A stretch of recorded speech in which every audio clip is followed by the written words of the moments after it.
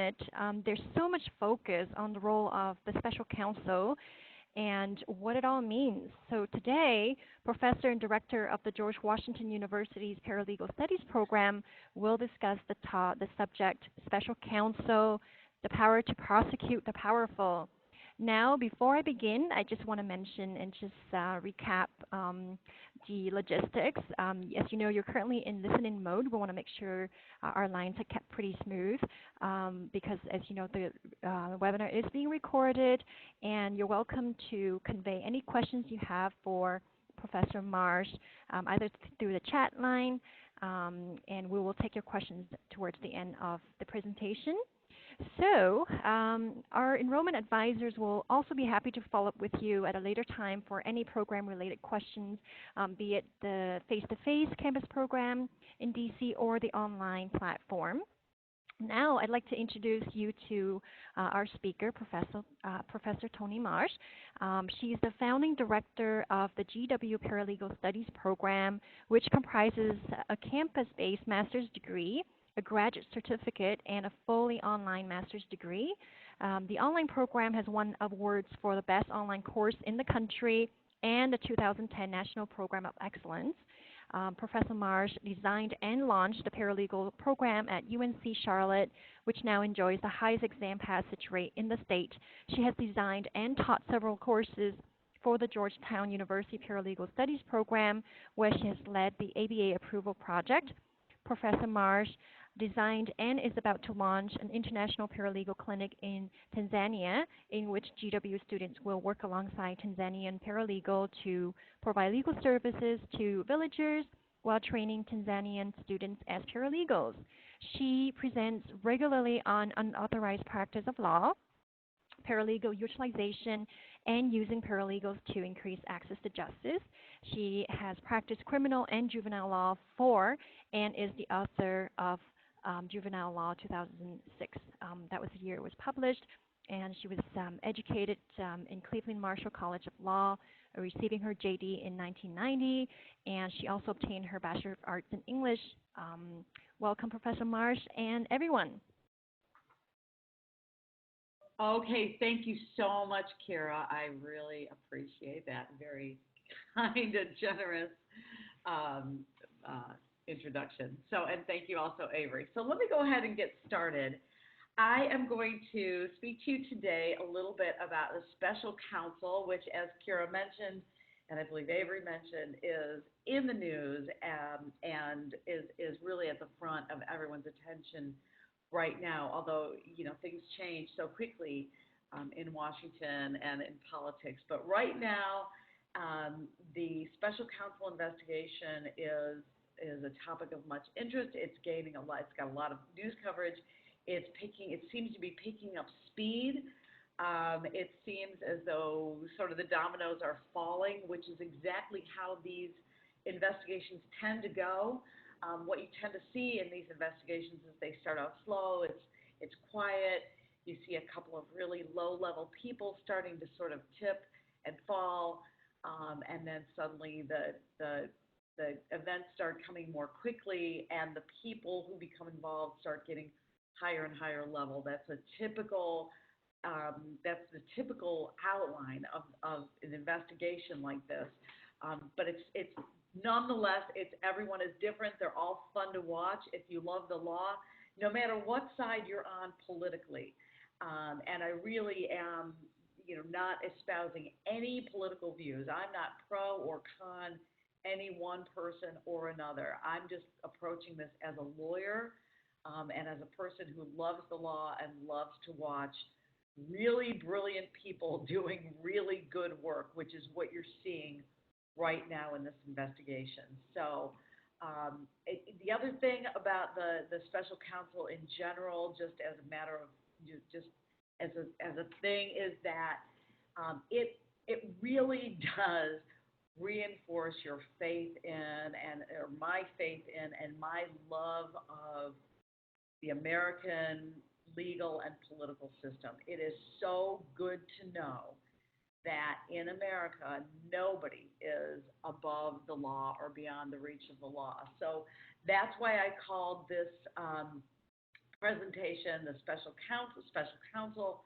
the power to prosecute the powerful. Nobody in America is too powerful for the law. Nobody is beyond the reach of the law.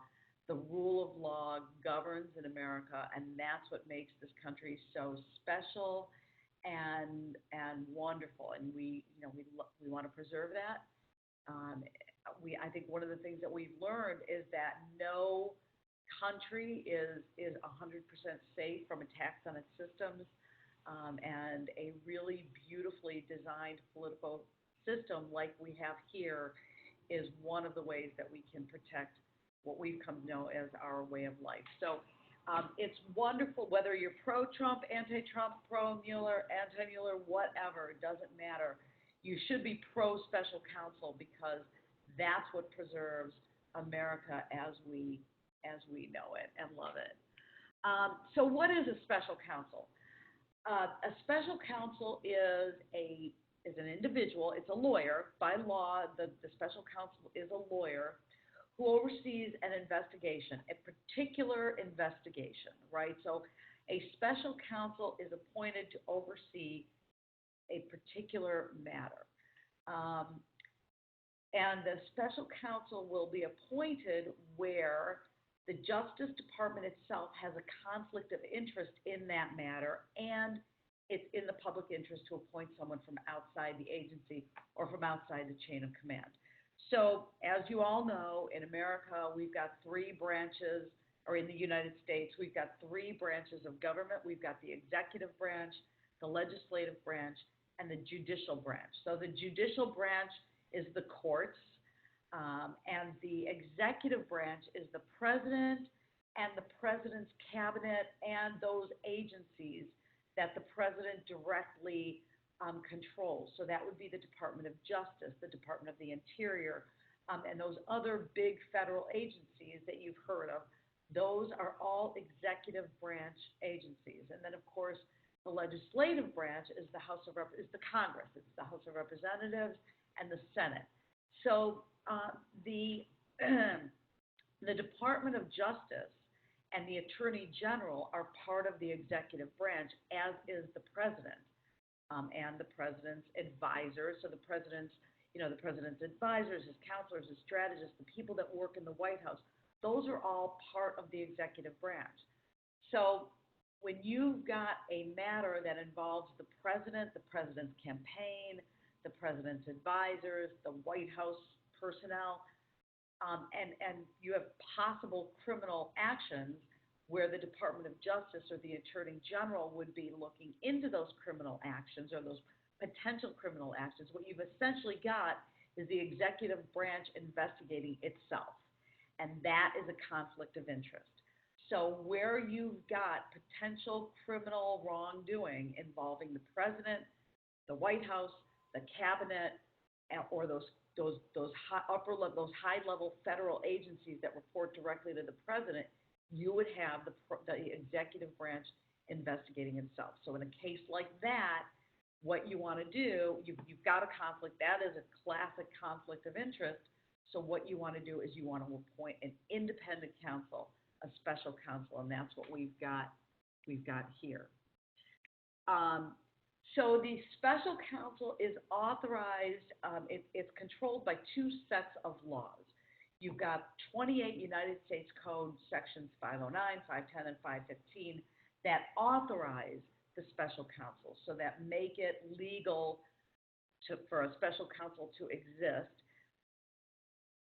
So the U.S. Code, 28 U.S. Code, invests the Attorney General of the United States with the power to do certain legal functions, and among those functions are the authority for the Attorney General to delegate legal tasks and to conduct legal proceedings. So inherent in that set of laws is the authority to delegate the legal functions of the Attorney General to someone outside of his office, and that would be the special counsel. So 28 U.S.C. 509, 510, and 515 allow the Attorney General to conduct legal proceedings, to delegate authority to conduct those legal proceedings, which implies that the Attorney General can appoint a a special counsel. Or, by the way, the Attorney General or an acting Attorney General in case the Attorney General has to recuse himself, and we'll talk about that in a moment. Then, 28 CFR or 28 Code of Federal Regulations, sections 600.1 through 600.10 detail the powers, the qualifications, the procedures of the General Counsel.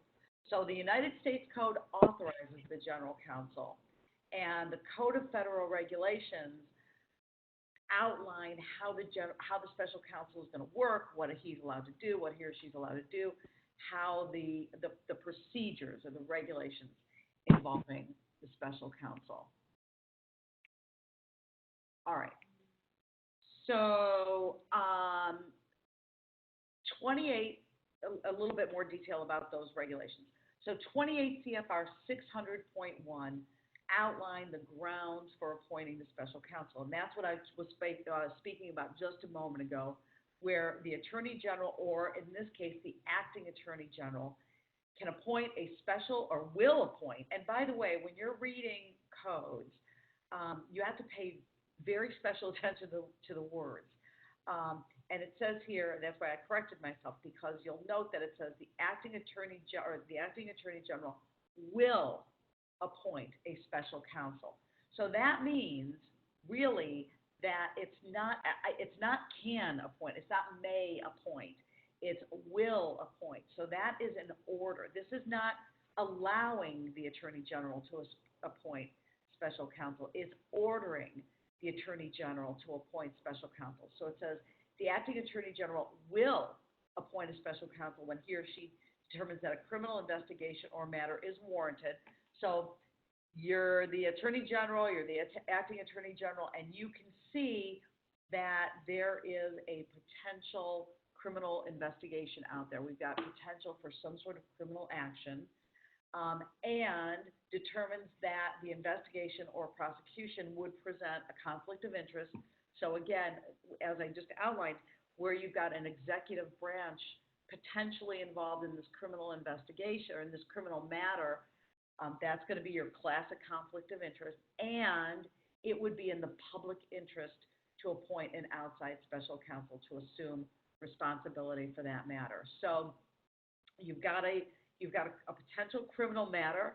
It involves the agency that's being investigated, involves the executive branch, and it'll be in the public interest for the Attorney General to appoint a special counsel. In a situation like that, the Attorney General will appoint a special counsel. Now, in this case, in what we're talking about today, what prompted this whole issue was the question of whether there was Russian interference in the 2016 presidential campaign of Donald Trump. So our presidential election, and specifically the campaign of Donald Trump. So there were allegations, there was evidence to show that the Russian government had interfered in the 2016 presidential campaign, and specifically that they were acting to promote the election of Donald Trump and to impede the election of Hillary Clinton. So we had a foreign government interfering with a United States political event, our election, and this was a criminal matter, would be a criminal matter. So this is the interference was what prompted the initial investigation and the initial looking into this. So Attorney General, the Attorney General at the time, still Attorney General, Jeff Sessions himself was under investigation for was being called into question for his extensive contacts with the Russian ambassador to the United States. And so because Attorney General Jeff Sessions himself was so tied up in the Russian issue because of his extensive contacts with the Russian government, he recused himself from the investigation, and he appointed Deputy Attorney General Rod Rosenstein to conduct any, for any operations involving the Russian matter Deputy Attorney General Rod Rosenstein would be the acting Attorney General in that matter.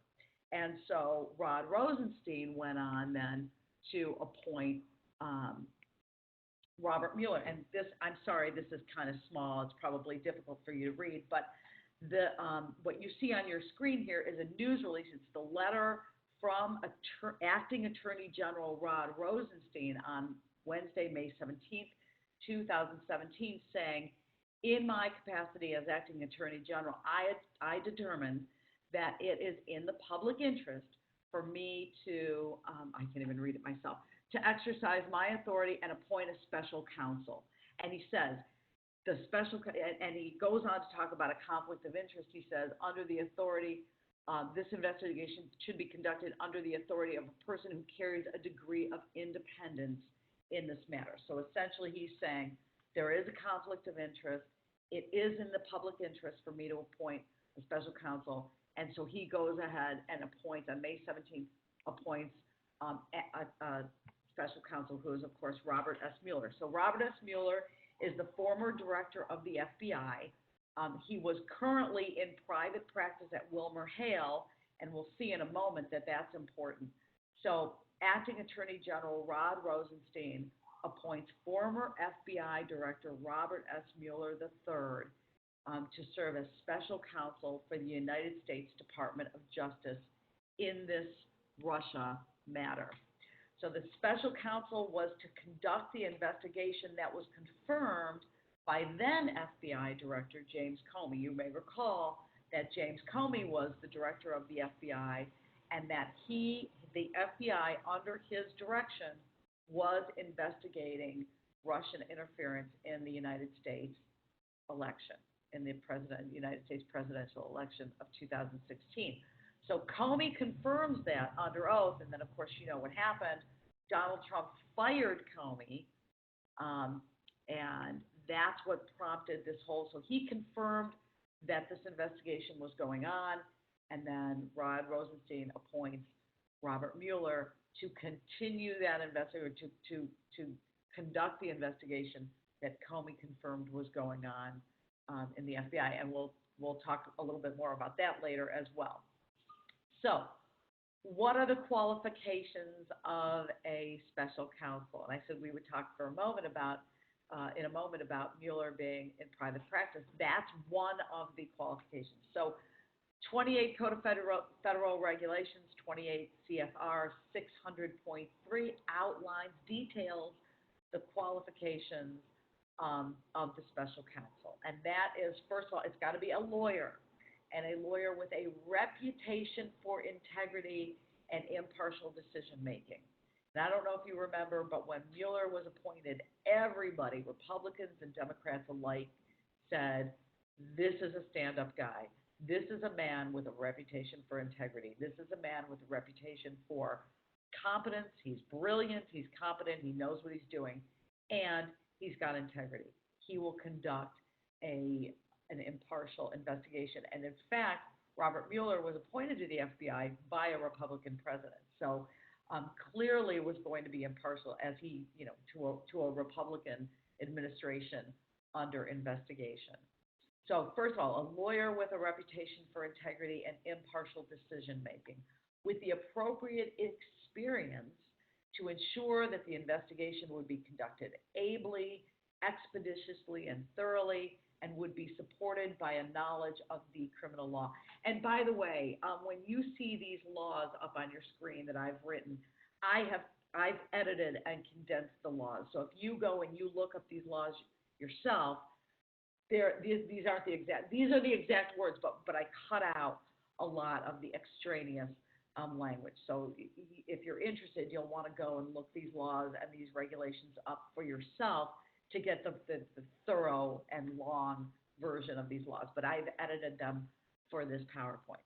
But anyway, so we're looking at somebody who's got the experience, and it's got to be appropriate experience. So somebody who knows the FBI, somebody who knows the workings of government, somebody who understands the laws of the federal government and the way that these things work. So the person's got to be someone who's got the experience to conduct the investigation ably, expeditiously and thoroughly and supported by a knowledge of the law. So somebody who knows the law and knows it well enough that not only will he do the work, but he'll do it quickly and efficiently and well. And supported by a knowledge of, and the one word that I eliminated, which probably I'm now looking at, I should have kept it in, but of the criminal law. So these are criminal investigations.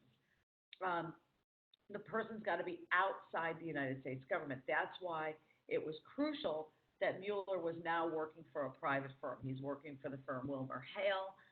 He is no longer, he was the director of the FBI, but he no longer is working in the government. So it was important that the person be outside of the government, again, to avoid any conflict of interest. And the person who was appointed has to agree that the responsibilities shall take precedence in their professional lives and that it may be necessary to devote their full time to the investigation. So the person who takes on this job isn't doing it part-time in the evenings, right? This is going to be your full-time job. You may have to resign from your private practice in order to do this. And I'm fairly certain, though not 100% certain, but I'm about 99% sure that Mueller actually resigned from Wilmer Hale to take this case. I don't think he took a leave of absence. I think he resigned, but I might be wrong about that. I'm going to have to double check that. And when we post a recording of this, I'll post a note letting you know whether he actually resigned or whether he just took a leave of absence. But he's assembled a huge crew of highly experienced and able attorneys, people who are known. He's kept the investigation clean. You may be aware that one member of his team had exchanged some anti-Trump texts, or had written some anti-Trump texts. Mueller immediately removed that person from his team as soon as he found that person had expressed anti-Trump views. So he's working to keep the team clean. What's interesting about the team is that, as I just said 100 times, they're all highly respected, really good attorneys who were in private practice making a lot of money in their private practice, who have given that up to take on this particular assignment. So for these people, this is definitely a matter of duty to the United States. They're doing this not for the money, but they're doing this, and really not even for the glory, because you probably don't know the names of anybody on this team. I certainly didn't until I started doing research for this presentation. So these are people that are doing it purely for love of country, honestly, and out of a sense of patriotism and a sense of mission. By the way, the shutdown, speaking of money and people being paid, because they do get paid for this. They don't get paid much, but they do get paid for their work. The shutdown, which is now over, but when it was in effect, and even if it had remained in effect, the shutdown did not affect the special counsel. So there was actually, back in 1999, when they updated the regulations for the special counsel, they ensured that the special counsel would be able to continue, because the special counsel is funded independently of the rest of the government. It's just one more layer of independence for the special counsel. So the special counsel is funded through a permanent, indefinite appropriation that is not tied to the regular operation of government. So number one, it ensures that the work of the special counsel can continue no matter what. And it also means that the government cannot manipulate the special counsel through money. So they can't manufacture a shutdown in order to close off or to shut down the work of the special counsel. So the laws were written well to, again, protect the independence of the special counsel. All right, so what are the special counsel's powers? The special counsel's powers are great. Essentially, according to 28 CFR 600.6, the special counsel has full power and independent authority to investigate to exercise all investigative and prosecutorial functions of any United States attorney. You'll notice in this language, there is no limiting language here, right? It's not when appropriate or where necessary or as determined by the president. There's no limiting verbiage there. When you read these codes, as I say, it's a law is nothing but words, right? What is a law? A law is words. So every Every word, every comma, every period, every colon, every semicolon, every dash carries meaning and is important. And what you'll read when you read these codes and laws and regulations regarding the special counsel, what you will see is that the words contain no there's no limiting language here.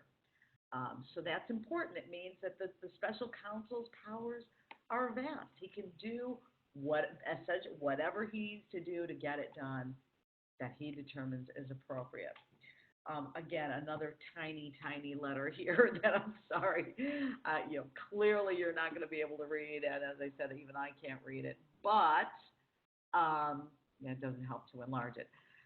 It looked bigger when it was legible when I wrote on the PowerPoint itself. It shrinks a little bit when you put it into this format.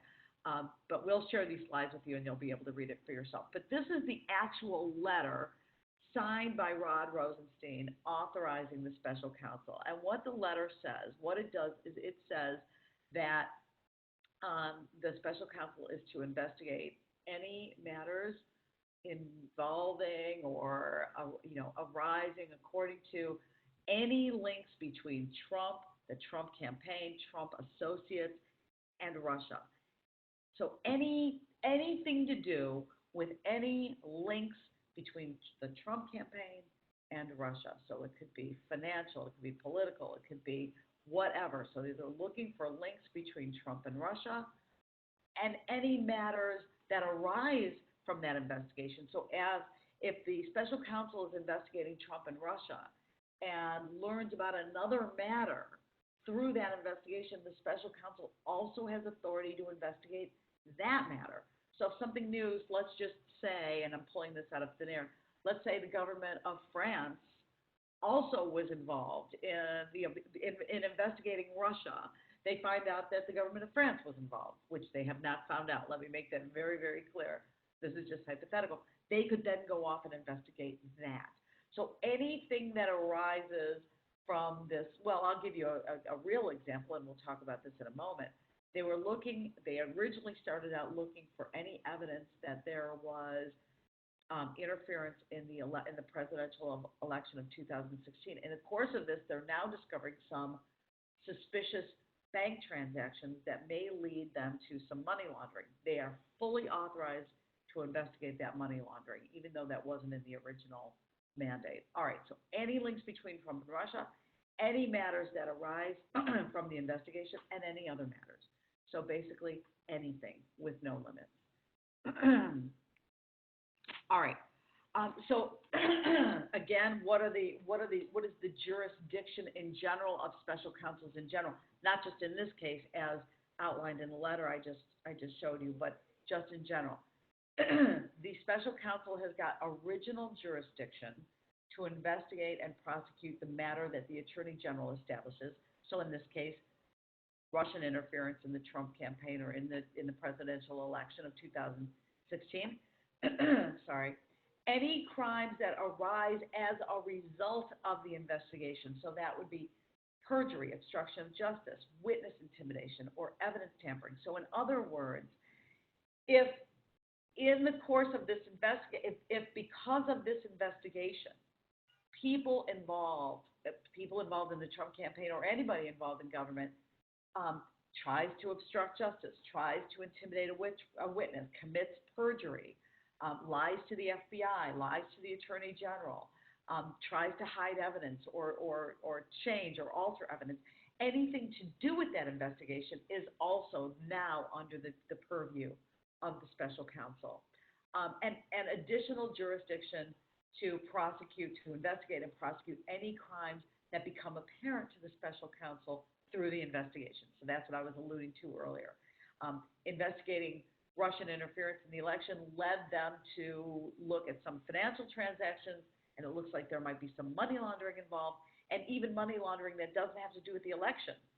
That is now within the purview of the special counsel. So what is Mueller investigating here?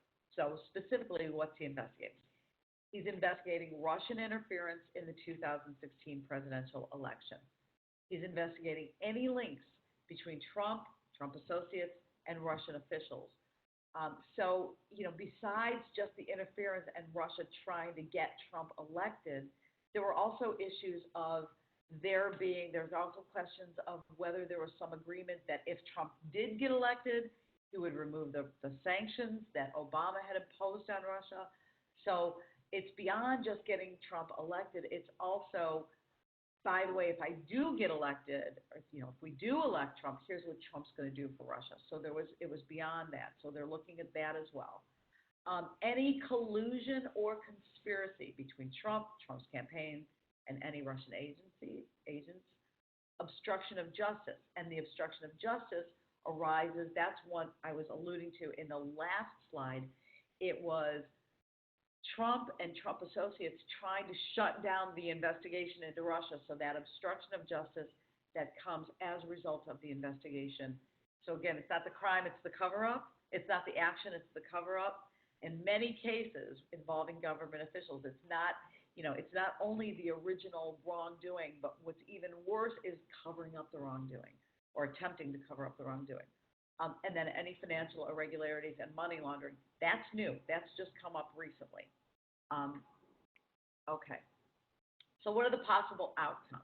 What are the potential outcomes of this investigation? Well, so far, Michael Flynn and George Papadopoulos have pled guilty to lying to the FBI. So we've got 2 guilty pleas already. Paul Manafort and Michael Gates have been indicted. They have not yet pled guilty, but they're both under house arrest. It's just been reported that Mueller's team is in possession of thousands of emails, several of which involve White House senior advisor and Trump's son-in-law, Jared Kushner. So look for the investigation to move up to Kushner, by the way. And let me just go back. I spoke a minute ago about how, you'll see these low-level crimes, low-level indictments, low-level people being indicted, and them slowly escalating. It's a classic prosecutorial move.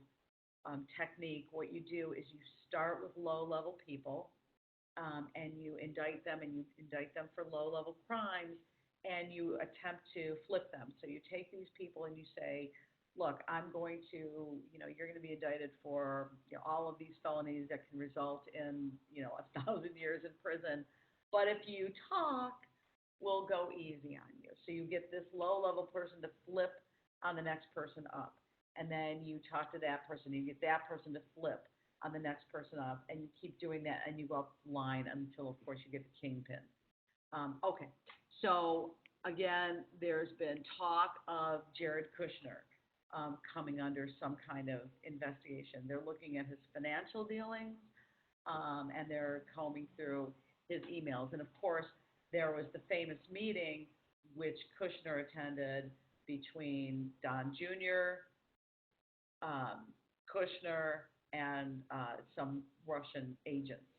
So that meeting is the subject of much interest. And that meeting was called, as you recall, because a Russian agent contacted Don Jr. and said, we've got some dirt on Hillary Clinton.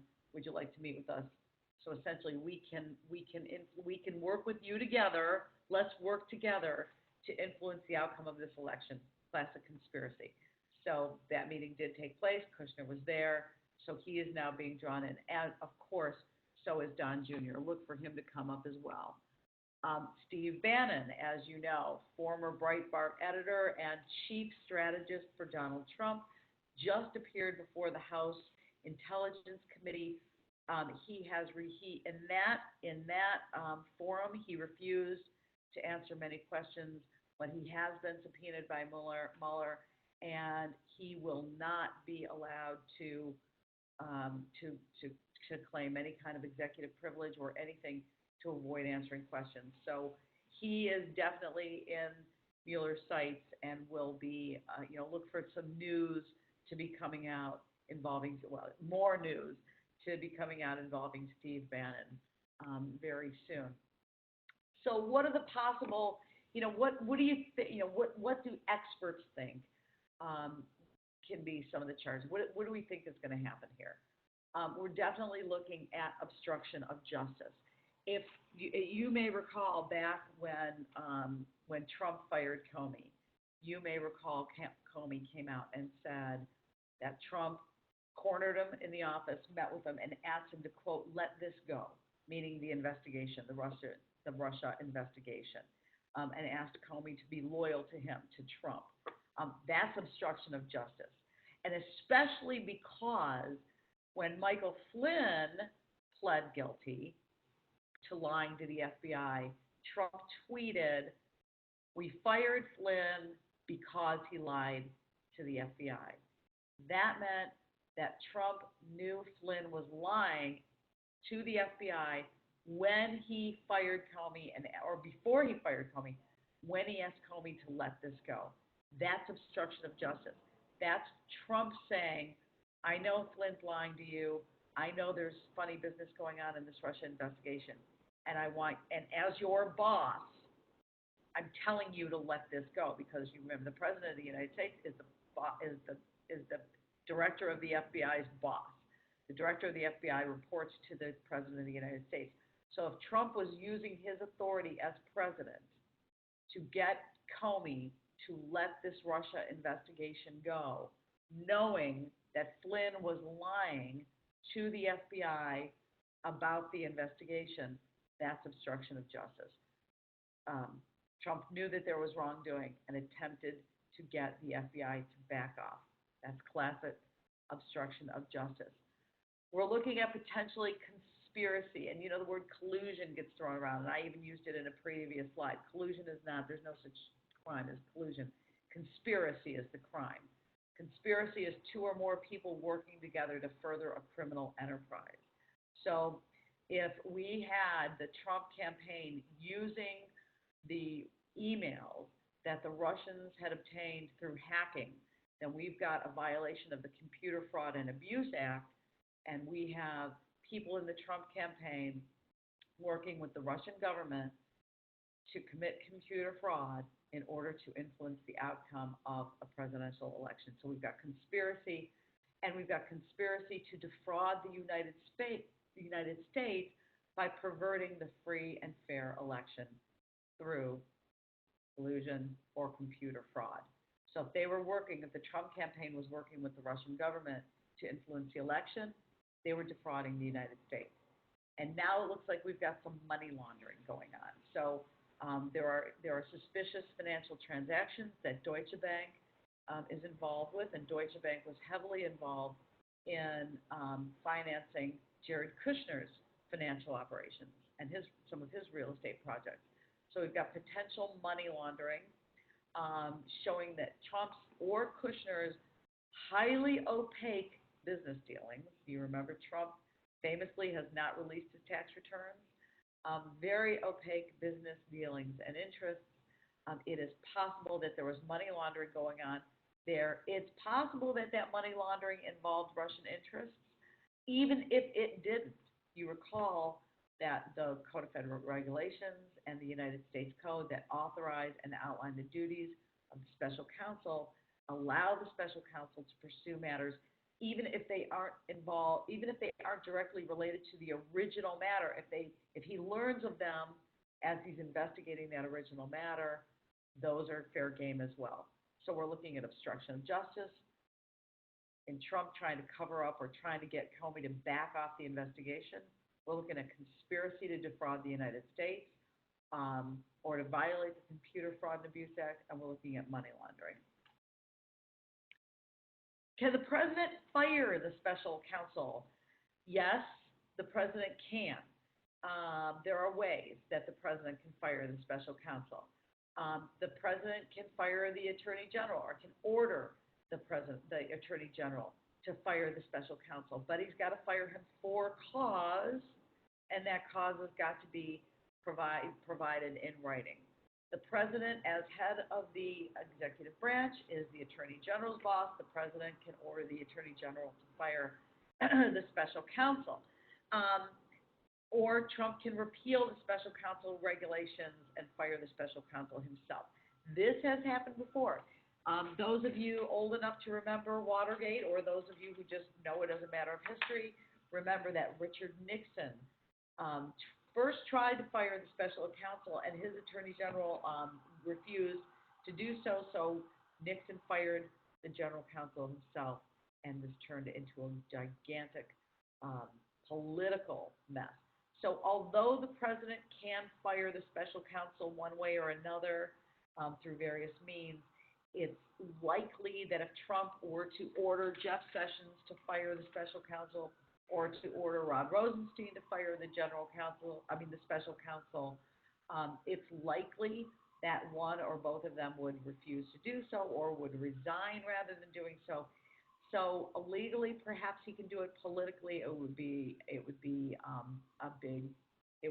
big mistake. Although I have to say that this administration has been doing things that were political, napalm, and have been getting away with it to some extent. So all of the norms that used to govern American politics, where you would say, well, yeah, the president can do that, but he won't because it would be so politically damaging. This administration has not been really acceding to those norms. So we'll see what happens. Can the investigation result in impeachment? Yes. The chances of impeachment will increase if Trump fires Mueller. Um, so when Nixon, and everybody looks to Watergate as a model for this issue, and with good cause, because many of the things that happened in Watergate are happening now. So when Nixon fired Archibald Cox, the special counsel, that was what drove Congress to begin the impeachment proceedings, and then, of course, Nixon resigned. If Trump were to fire Mueller, I think that something similar would happen. Of course, I don't know, and I'm far from an expert on this stuff. But the other experts, the people who I read and who are cited at the end of this PowerPoint as my sources, agree that if Trump were to fire Mueller, it would increase his chances of impeachment. By the way, what is impeachment? Impeachment is the trial. A lot of people say, impeach Trump, or and think that means removing the president from office. It does not. Impeachment is not removal from office. Impeachment is trying the president for wrongdoing. The House of Representatives initiates an impeachment by filing articles of impeachment. It takes two-thirds of the Senate to vote for impeachment to actually remove the president from office. Again, not me, I'm not the expert, but experts all believe that impeachment is possible, and many experts believe that impeachment is likely. Slate Magazine keeps a running impeachment meter, and every day they adjust the chances of impeachment based on that day's news. Impeachment is certainly possible, and as I say, some say likely. Most legal observers believe that removal of the president is unlikely. So will he be impeached? Maybe even probably. Will that impeachment, will he be removed? So in other words, will he be convicted? Not likely. You remember Bill Clinton was impeached, was not convicted. He was not removed from office. Although, would Trump resign if he were impeached, or if he saw that impeachment was likely? That's another story. I think that's more likely. I think it's more likely that Trump would resign in the face of articles of impeachment than that the impeachment would be successful and he would be forcibly removed. All right, you really can't read this, but these are my sources.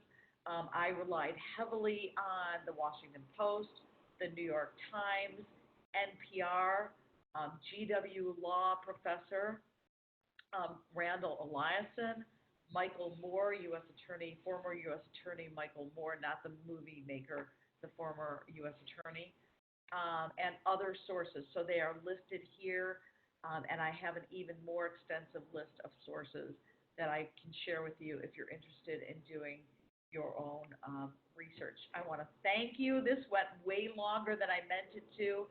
You are very patient to have held on this long.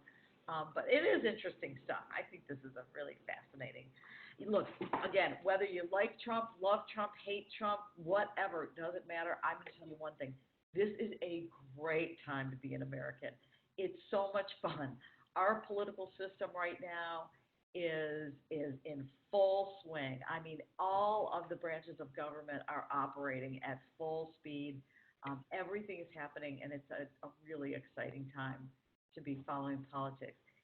If you're interested in learning more about this or in learning more about the GW Paralegal Studies program, where we talk about this stuff all the time and we study this stuff, and you're able to be in a room with people who know 1,000 times more than me about this stuff, and can really, really lead interesting discussions.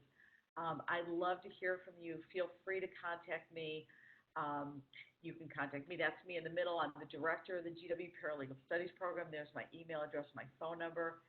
If you're interested in learning about the on-campus program, you can talk to Avery, who you heard from at the very beginning. You see his contact information over there on the left of your screen.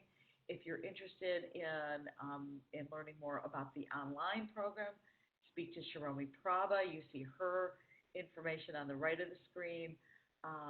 And one thing about our program, because we are located in the middle of Washington, D.C., and I can literally look out my window and see the old federal office building, the federal office building. And if I could see through the office building, I could see the White House. We are very DC-centric. We're very politics-centric. Even though we're a national program, we've got students all over the country and all over the world. We're heavily involved in American politics, and many of our professors work for the federal government and are just really heavily involved in this, and quite fascinating people. So if you like this stuff, I encourage you to learn more about the program and learn from our professors. And I think that's all I have. So I am going to now be quiet, and I'm going to take your questions or comments. Just unmute yourself and jump in if you've got a question. Or if you prefer, you can write it in chat.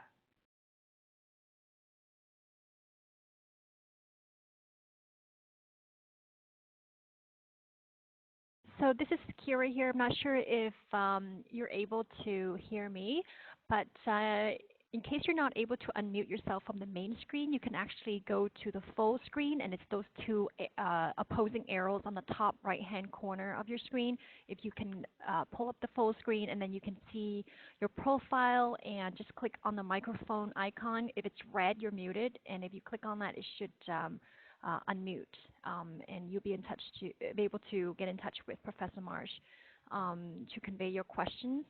Right now, Tony, I'm not able to use the chat functionality, so I'm not sure if you have to enable it for our audience. Okay, let me try that. It's quite possible. Okay. Let me try because I am also not an expert on this. Okay, so let's see. Let me try this. All right. See now if you can use the chat function. I know that Avery was chatting with me, so I know that. Yeah. Try that. Okay. Nothing yet.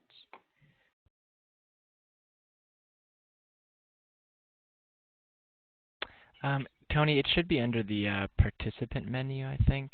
And yeah. I can no longer chat with you. So I think it is under assigned privileges. It might be enabled chat. Let me see. Let me try this. Professor Marsh? Let me do that. Yep. I do hear someone now. Yep. Hi there. Sorry, guys, for the little bit of technical difficulties. So, yes, you should be able to chat now. I knew Counsel. So, who jumped in? This is Celeste. Hi. Hi, Celeste. How are you? I'm fine, thank you. Good to see you here. Thank you for doing this. It's going to answer a lot of questions. Even my kids have questions about this. I had a question. I heard that Robert Mueller had also involved, I guess, the Attorney General of New York with some possible investigation of some of the same crimes that might involve, I guess, the New York's jurisdiction. And I was wondering about the Congress's, I guess, their ability to punish if they do impeach Trump or and find him guilty, what sort of punishment can they impose? And is there something out of their jurisdiction and is that the reason why Robert Mueller involved the New York Attorney General? Those are great questions, Celeste. And so, first of all, Celeste is one of my students, so I have to say that. Thank you, one of my good students. Yes, there is a reason they involved the New York Attorney General. First of all, a lot of these crimes were committed in New York, and a lot of the financial crimes were committed in New York. And I'm so glad you asked this. Trump, as you know, as president, has the power to pardon people. And so he started, when this whole thing first started to come up, you remember Trump was floating the word pardon around. And some people thought he was sending a message to these people to say, look, don't worry, don't flip on me, don't make a deal, because if you do get convicted, I'll pardon you. But but the president can only pardon people for federal crimes. So by involving New York can indict these same people for the same state crimes, and Trump cannot pardon them. So what that was a brilliant move on Mueller's part to involve the state of New York to make sure that Trump could not pardon all of these people. And so he removed that weapon from Trump, and he reinstated his own weapon of being able to get these people to flip. And then thank you for asking that. I'm really glad you asked that, because that was a really brilliant move on Mueller's part. And then the other question you asked was, what was the punishment? I mean, certainly people can go to prison. If the president is impeached, if Trump is impeached and essentially found guilty, he will be removed. He can be removed from office. And I mean, if the crime is egregious enough, he can go to prison. And certainly any of these other people can, Manafort, Gates, Flynn, Bannon, Kushner, Trump Jr., those guys can all go to prison. Anybody can go to prison. So whether they will or not is another question. I think the low-level guys certainly can go to prison. And you remember during Watergate, some of the low-level guys went to prison.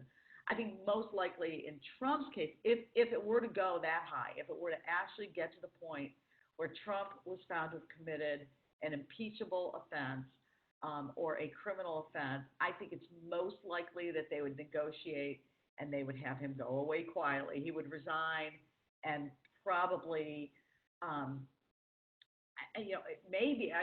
Pence would probably pardon him, because then Pence would be president. It's likely Pence would pardon Trump, just like Ford pardoned Nixon. You remember after Nixon resigned, Ford pardoned him. So I think that's probably, what would happen. So let's say I have a chat question here. It says, what would happen to the special counsel if it was found that an attorney general had undisclosed conflicts of interest? Okay, so I think if the attorney general had undisclosed conflicts of interest, I don't think it would have any effect at all on the special counsel, because the special counsel is completely independent of the attorney general and the government and everybody. I mean, that's the whole point of the special counsel. So I don't think that if the attorney general had conflicts of interest, it would have any effect on the special counsel, unless it was found that the special counsel and the attorney general had some sort of conflict of interest with themselves, like they were colluding or something. If what you meant to ask was if it turned out that the special counsel himself had undisclosed conflicts of interest, if that's what you're asking, then I think that might have an effect on the investigation. That would be, in that case, the attorney general would have to move to remove. That would be, back in that earlier slide where I alluded to, can the special counsel can he be removed? Yes, he can, for cause. So that would be cause. If there was a major conflict of interest, that would be cause. The cause would have to be provided to the attorney general in writing, and the attorney general would have to determine that conflict of interest was great enough that it would warrant removal of the special counsel. Now, look, Washington, D.C. is a rather small town. And if you are involved in politics or the law in Washington, D.C., the chances of you not knowing the people that you're working with are very slim, right? I mean, of course, Robert Mueller is going. He probably knows Trump's associates, knows the family. I'm sure Jeff Sessions knows. I mean, everybody knows everybody. That's how it is. It's an industry, right? You're going to know everyone. The people who are high level in this industry are going to know the other people who are also high level. There's not that many of them, so there's going to be knowledge of each other, but whether the fact that they know each other or have worked together constitutes a conflict of interest to the point where it would warrant removal, that's a whole other question. Um, but that's a great question. Thank you for asking it, Daniel. And that's my other student, my alumnus of the program. So thanks for joining us, Daniel, and thanks for asking that great question. Any other questions?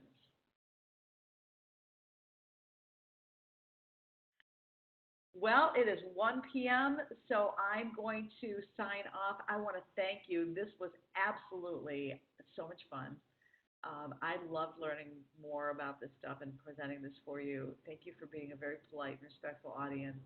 Thank you to my friend Joanne who joined me. I saw you on the list, and to all of my students who joined me. I see so many of my students out there and alumni. And for my colleagues who joined, thank you. It's great to see you all here. Hi, Harry. Hi, Kushal. I feel like Miss Barbara on Romper Room. Hi, Harry. Howdy. Hi, Joanne. But thank you to you all for joining me, and I look forward to hearing from you all again very soon. So, bye-bye, everyone. Bye-bye, Professor Marsh. Thanks so much, everyone. Yes, Bye so bye. I look forward to hearing back from you. If you ever have inquiries about our either campus program or the online, we are currently recruiting for the summer session as well. Have a great day, everyone, and thank you once again.